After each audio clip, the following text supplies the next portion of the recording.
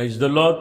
ప్రభు రక్షకుడైన యేసయ్య నామములో మీ అందరికీ మా పరమ యెరూషలేము మినిస్ట్రీస్ ద్వారా హృదయపూర్వకమైన వందనాలు. అందరికీ వందనాలు. ఈ ఉదయకాలము దేవుని వాక్య ధ్యానాన్ని మనము ధ్యానించుకుందాం. పరిశుద్ధ గ్రంథములో నుంచి దేవునితో తీర్మానము కలిగి ఈ పూట మనము వాక్యాన్ని చాలా భయభక్తులతో మనం వింటున్నాం. ఈ పూట పరిశుద్ధ గ్రంథములో నుంచి కీర్తన గ్రంథం 58వ కీర్తన 11వ వచనాన్ని చదువుతున్నారు. కావున నిశ్చయముగా నీతిమంతుల ఫలము కలుగును, నిన్ను నిశ్చయముగా న్యాయము తీర్చే తీర్పు దేవుని లోకములో నుండి మనుషులు ఒప్పుకొందురు. ఇక్కడ మీరు గమనిస్తే కావున నిశ్చయముగా నీతిమంతులకు ఫలము కలుగును. దేవుని యొక్క వాక్యము ఫలాలు ఎవరికి కలిగి ఉన్నాయి, ఫలాలు ఎవరికి ఇవ్వబడి ఉన్నవి. వాక్యం ఇక్కడ చెప్తున్న మాటలో లోకములో యేసు ప్రభు వారు కూడా ప్రకటనలో చెప్తున్నారు. ప్రకటన గ్రంథములో అన్యాయం చేసేవాడిని చేయనివ్వండి, అక్రమముగా జీవించేవాడిని జీవించనివ్వండి, పరిశుద్ధులైన వారు పరిశుద్ధులుగా ఉండండి.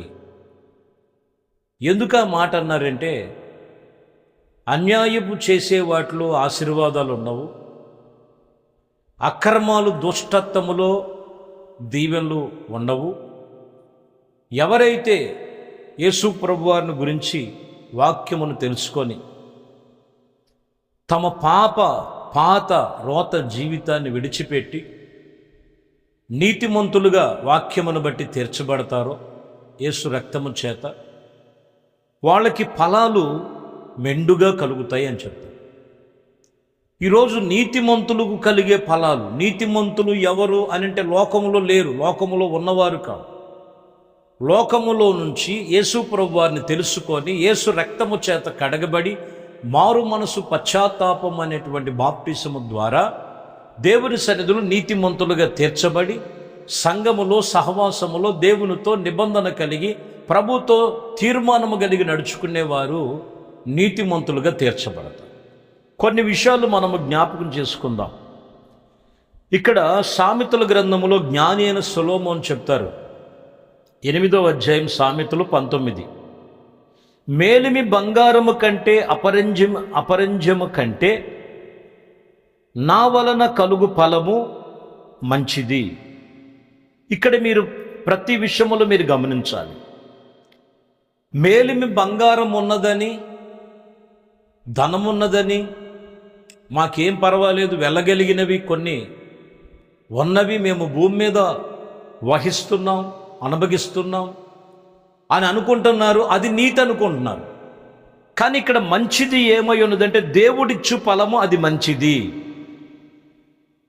ప్రస్తుతము వెండి కంటే నలువ ఇదిగో వారి యొక్క కలుగు చేసేటువంటి విషయముల అన్నీ కూడా దోపిడీ సొమ్ముగా మారిపోయినటువంటి పరిస్థితులుగా ఉన్నాయి. ఇక్కడ మీరు గమనించాలి, మంచివి మంచివి మంచివి మంచివి అని ప్రభు చెప్తారు. ఏంటిది ఇక్కడ మంచిది? ఇది ఎవరికి ఇవ్వబడి ఉన్నదంటే యేసుక్రీస్తు నందు మరి నీతిమంతులుగా రక్షణలో బాప్టిసములో ఆత్మ సంబంధమైన దేవునితో సహవాసము గలవారై ఉన్నప్పుడు వారికి మంచి ఫలములు ఉన్నాయి. ఏదో ఈ లోక సంబంధమైన సంపద కాదండి. అందుకని లూకాసు వార్తలో అంటాడు 6వ అధ్యాయం 46వ వచనంలో అంటున్న మాట, ఏ మంచి చెట్టును పనికి మాలిన ఫలం ఇవ్వదు, ఇదిగో పనికి మాలిన చెట్టు మంచి ఫలము ఫలించదని చెప్పి.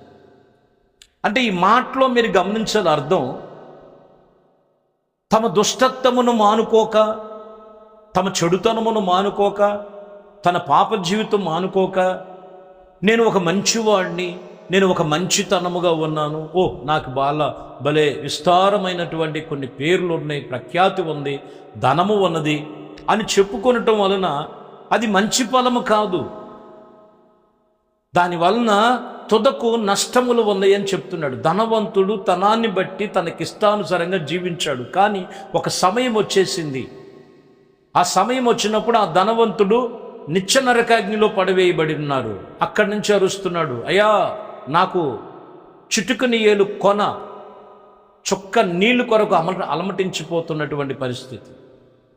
అప్పుడు దేవుడు చెప్తున్న మాట కూడా అదే, నీ ఇష్టం వచ్చేట్లు బ్రతికవు నువ్వు బ్రతికినంత కాలం.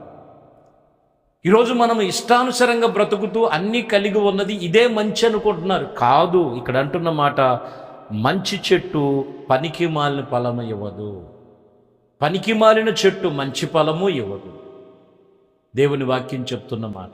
లోకములో ఉన్నప్పుడు ఒకప్పుడు అందరము పనికిరానటువంటి పాత్రలమై ఉన్నాం.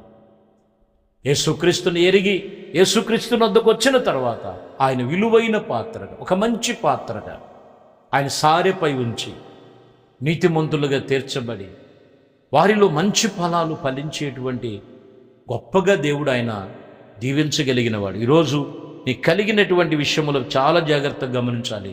సాధ్యమైనంత వరకు వాక్యము చెప్తున్న నీతిని అనుసరించి ఆ మంచి ఫలములు ఫలించటానికే దేవుడు నిన్ను కోరుకుంటున్నాడు అనటానికి ఏమాత్రం సందేహం లేదు. హోషేయ గ్రంథములో 14వ అధ్యాయములో 8వ వచనములో మనం చదువుతున్నాం. ఎఫ్రాయిము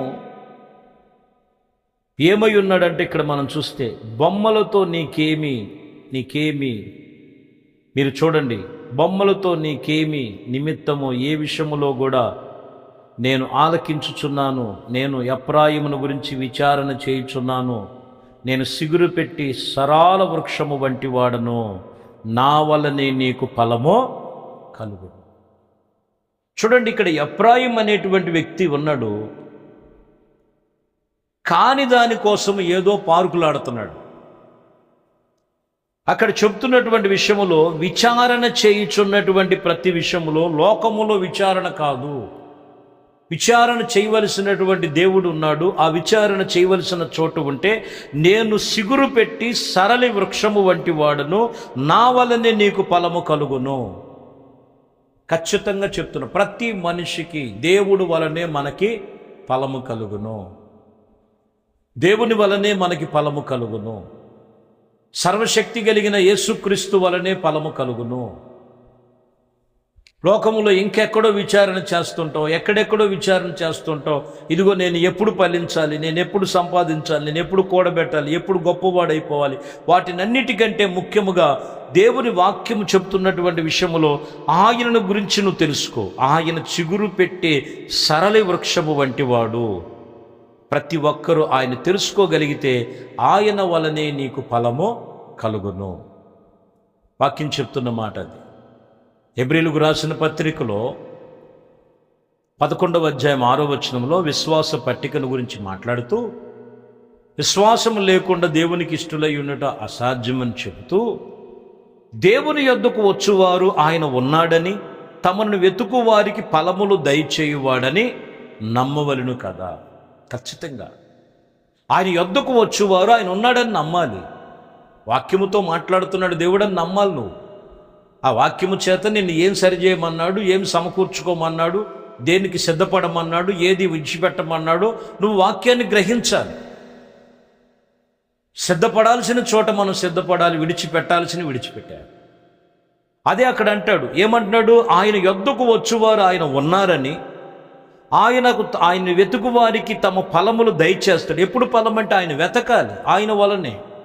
నాతో వాక్యం ఇలా చెప్తుంది, నేను సర్వం విడిచిపెట్టాను ప్రభువా, నీ వైపే నేను మనసు నిలుపుకొని ఉన్నాను, నీ మీదే నా మనసు నిలుపుకొని మీ యొక్క సన్నిధిలో నేను భయభక్తులు కలిగి విశ్వాసములు నడుచుకోగలిగితే ఆయన వలన నీకు ఖచ్చితమైన ఫలాలు కలిగి ఉంటాయి.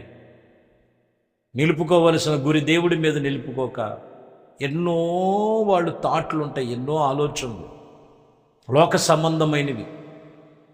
అర్థమైందండి? కొన్నిసార్లు ఆ లోక సంబంధమైనటువంటి ఆలోచనలు పడి బోర్లు పడి లేవలేనటువంటి పరిస్థితుల్లో ఉన్నవారు కూడా ఉన్నారు. లోకము దాని ఆశలు గతించిపోతాయి. దేవుని వైపు చూడు, ఆయన ఉన్నాడు, ఆయన నమ్ము, ఆయన వెతుకు, ఆయన దొరుకుతాడు. ఆయన అడుగు, నీకు అడుగు ప్రతి వానికి ధారాళముగా ఇచ్చేవాడు.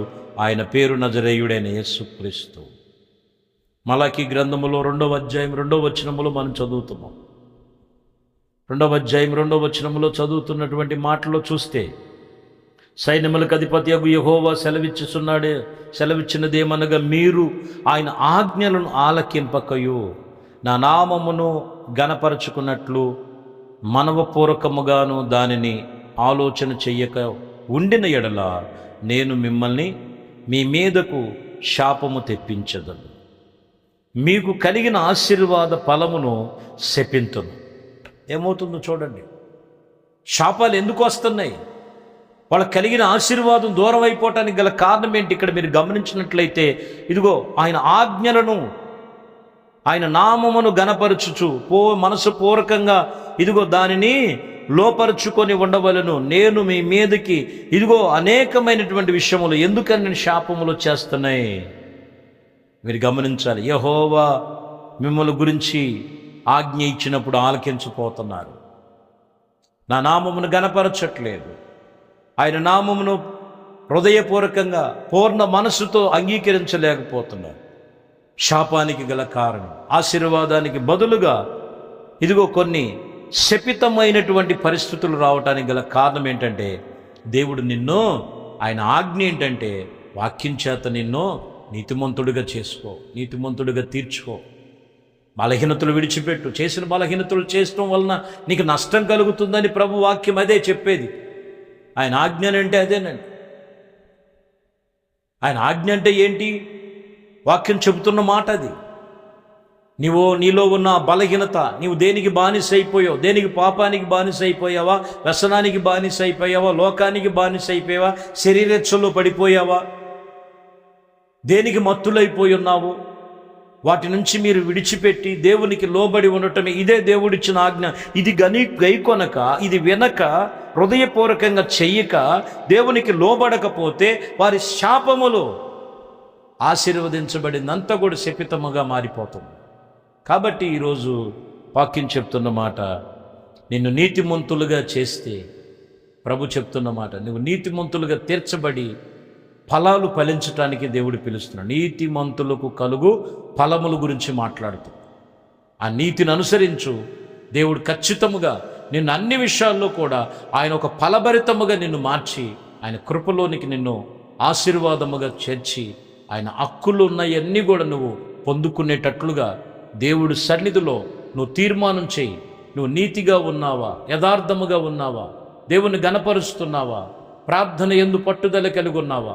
విశ్వాసమందు దేవుని వెతికే విషయములు జాగ్రత్త కలిగి ఉన్నావా?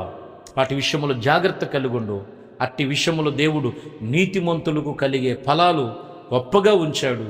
అవన్నీ కూడా మీరు పొందుకొనటానికే ఈ ఉదయకాలము దేవుడు వాక్యముతో ఆయన ఆజ్ఞ ప్రకారంగా మాట్లాడుతున్న మాటలు ప్రతి ఒక్కరు కూడా స్వీకరించి సరిచేయబడవలసినది సరిచేసుకో.